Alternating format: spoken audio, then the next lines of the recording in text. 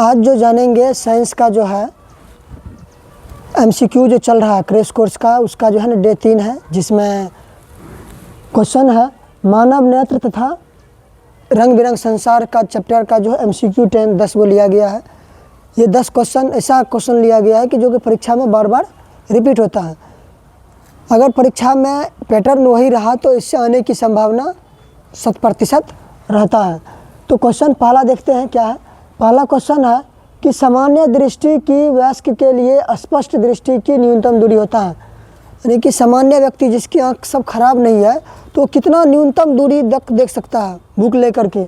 तो 25 सेंटीमीटर तक बिना धुंधले तो क्या कर सकता है, देख सकता है। अगर पूछेगा कोई अगर व्यक्ति आँख नहीं खराब है तो दूर कितना दूर तक देखेगा, तो दूर देखेगा अनंत तक। कितना तक देखेगा, अनंत तक। दूर देखने की कोई फिक्स क्या है, दूरी नहीं दिया गया है। क्वेश्चन अगला है कि निकट दोष को निवारण के लिए किस लेंस से किया जाता है, यानी कि जिस व्यक्ति को निकट की दिखाई पड़ता है दूर का नहीं दिखाई पड़ता है तो उसके निवारण के लिए कौन सी लेंस, निकट के लिए अवतल लेंस का प्रयोग होता है। कौन सा लेंस, अवतल लेंस। वही अगर पूछता दूर दृष्टि दोष के निवारण के लिए कौन सी लेंस का प्रयोग होता है, तब हो जाता उत्तल लेंस। कौन सा, उत्तल लेंस। अगर ना तो निकट का दिखाई पड़ रहा है ना ही दूर का दिखाई पड़ रहा है तो इस स्थिति में किस लेंस का प्रयोग करेंगे, तो द्विफोक्सी लेंस। कौन सी लेंस, द्विफोक्सी लेंस। अगर किसी को कोई दिक्कत होता है तो साइड में अपना नोट्स बनाया करे, थोड़ा सा कुछ कुछ शब्द लिखा करे।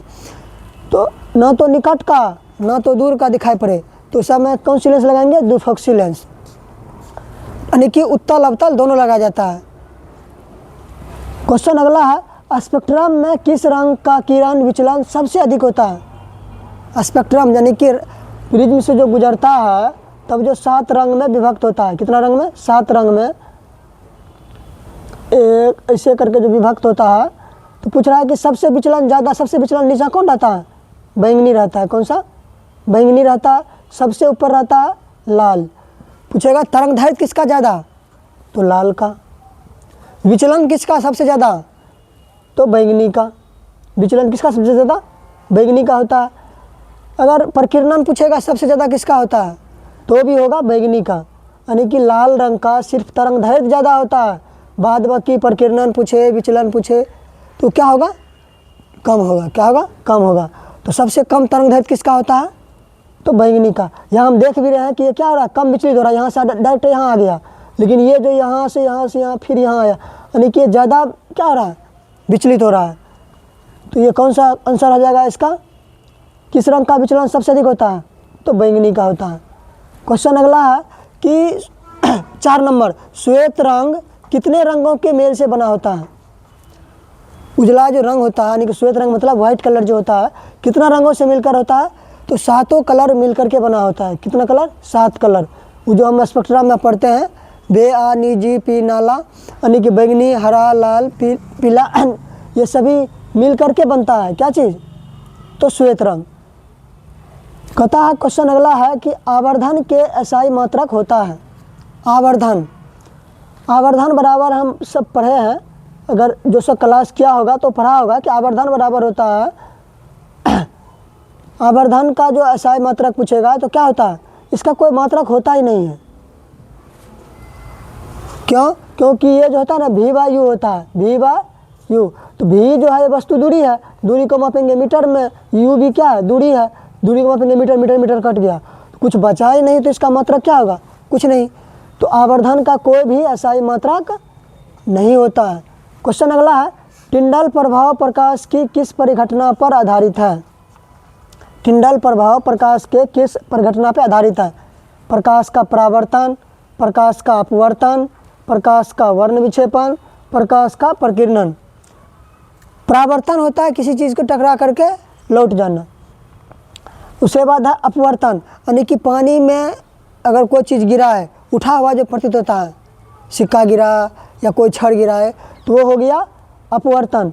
प्रकाश का वर्ण विक्षेपण, अच्छा प्रकाश के वर्ण विक्षेपण के कारण तो क्या होता है, यानी कि 7 रंग में जो विभक्त होता है प्रिज्म से निकलने के बाद प्रकाश, वो वर्ण विक्षेपण की घटना है।